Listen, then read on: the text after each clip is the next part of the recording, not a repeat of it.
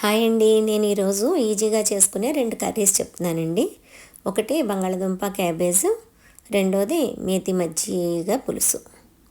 అయితే క్యాబేజ్, ఆలు ఫస్ట్ ఏం కావాలంటే వాటికి ఆనియన్ ముక్కలు, పచ్చిమిర్చి ముక్కలు, అల్లం వెల్లుల్లి పేస్టు, బంగాళదుంపలు కట్ చేసి పెట్టుకోవాలి, క్యాబేజీ తురుముకొని పెట్టుకోవాలి. ఆయిల్, ఉప్పు, కారం, పసుపు, చిటికెడు గరం మసాలా. ముందుగా మనం బాణలిలోని కొంచెం ఆయిల్ వేసుకుని వేడైనాక ఆనియన్, పచ్చిమిర్చి వేయించుకుందామండి. ఇవి కాస్త వేగాక అప్పుడు మనం దానిలోనే కాస్త అల్లం వెల్లుల్లి పేస్ట్ కూడా వేసేసుకుందాం. కాస్త పచ్చి వాసన పోతుంది కదండి, అప్పుడు అందులో మనం ఆలు ముక్కలు వేసుకుందాం.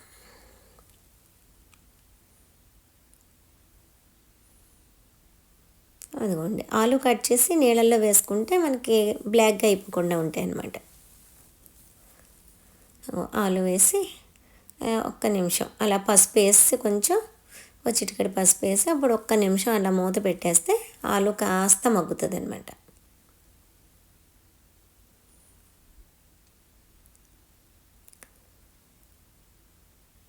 అదిగోండి, ఒక 2 మినిట్స్ చాలు అట్లా.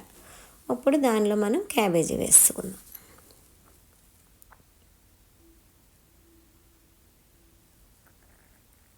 దానిలోని మనం ఉప్పు, కారం, ఒక చిటికెడు గరం మసాలా వేసుకొని బాగా కలిపి ఒక్క 5 నిమిషాలు మూత పెట్టి ఉంచుకుందామండి.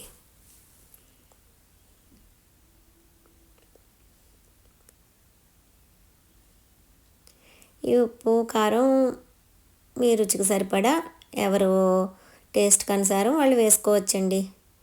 పెద్దగా అయితే కారం ఎక్కువగా ఏం పట్టదు, కానీ క్యాబేజ్ తినని వాళ్ళు కూడా తింటారండి. కూర చాలా బాగుంటుందండి. అదిగో కాస్త మగ్గిపోయింది కదండి. ఇప్పుడు అదిగోండి మగ్గిపోయింది కదా. మనం కాస్త ఎక్కువగా అక్కర్లేదు, కొద్దిగా వాటర్, మరి ఎక్కువ అక్కర్లే, జస్ట్ కొంచెం అట్లా కొద్దిగా, చూసారా, అలా కొంచెం వాటర్ వేసుకొని మూత పెట్టేసుకుంటే మన కర్రీ రెడీ అండి. ఆలు క్యాబేజ్ కర్రీ అదిగో చూసారా, రెడీ అయిపోయింది. ఇదిగోండి ఆలు క్యాబేజ్ కూర రెడీ. ఇప్పుడు మనం మెంతి కూరతోటి మజ్జిగ పులుసు చేసుకుందాం. ముందుగా మజ్జిగలో మనం ఉప్పు, పసుపు వేసి ఇలా కలుపుకొని ఉంచుకోవాలండి. దానికి కొత్తిమీర, మెంతాకు, ఆనియన్, కరివేపాకు, పచ్చిమిర్చి, పోపు దినుసులు కావాలండి. ఈ పోపు దినుసులు నేను మినప్పప్పు, ఒక్క చిటికెడు మెంతులు, ఆవాలు, జీలకర్ర వేసాను. ఇదిగోండి వేసి దాంట్లో కొంచెం పచ్చిమిర్చి,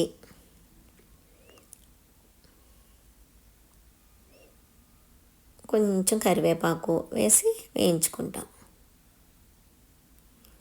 నేను కొంచెం 2 వెల్లుల్లి రెబ్బలు కూడా వేసానండి.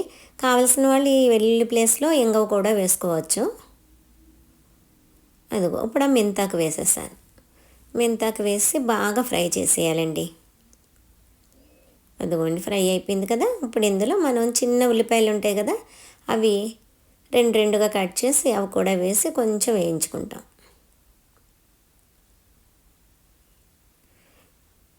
వెల్లుల్లి తినని వాళ్ళు ఓన్లీ ఇంగు వేసుకుంటే సరిపోతుంది.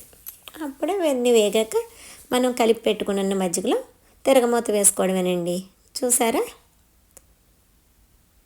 అదిగోండి ఇలా తిరగమూత వేసుకుంటే మెంతి మజ్జిగ పులుసు రెడీ.